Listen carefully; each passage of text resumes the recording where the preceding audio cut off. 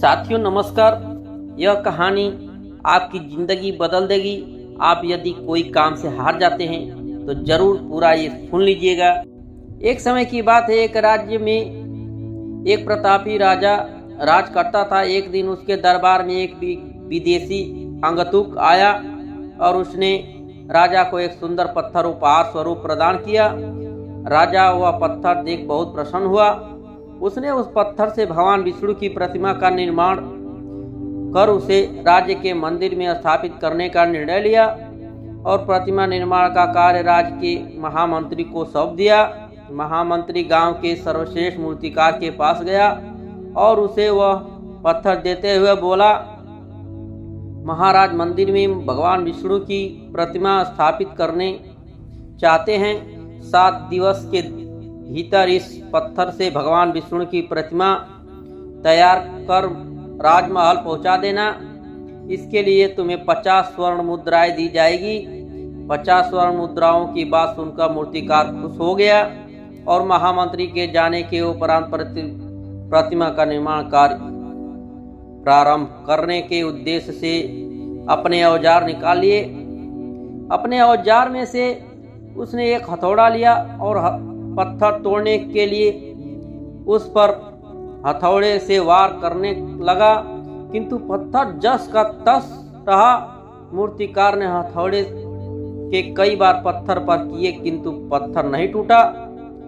50 बार प्रयास करने के उपरांत मूर्तिकार ने अंतिम बार प्रयास करने के उद्देश्य से हथौड़ा उठाया, किंतु यह सोचकर हथौड़े पर प्रहार करने के पूर्व ही उसने हाथ खींच लिया कि जब 50 बार वार करने से पत्थर नहीं टूटा तो अब क्या टूटेगा।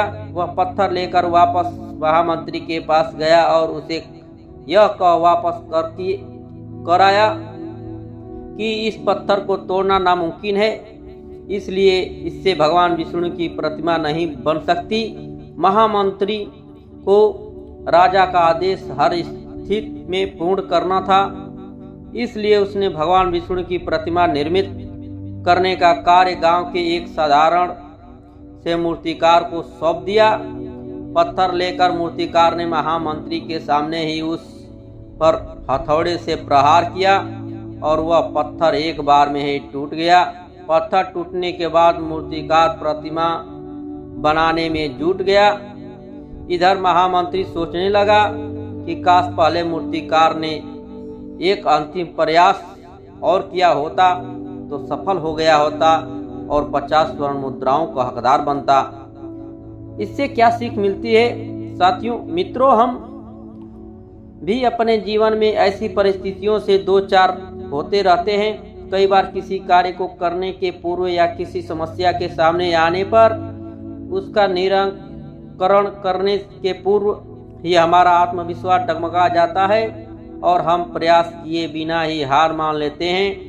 कई बार हम 1-2 प्रयास में असफलता मिलने पर आगे प्रयास करना छोड़ देते हैं, जबकि हो सकता है कि कुछ प्रयास और करने पर पूर्ण हो जाता या समस्या का समाधान हो जाता।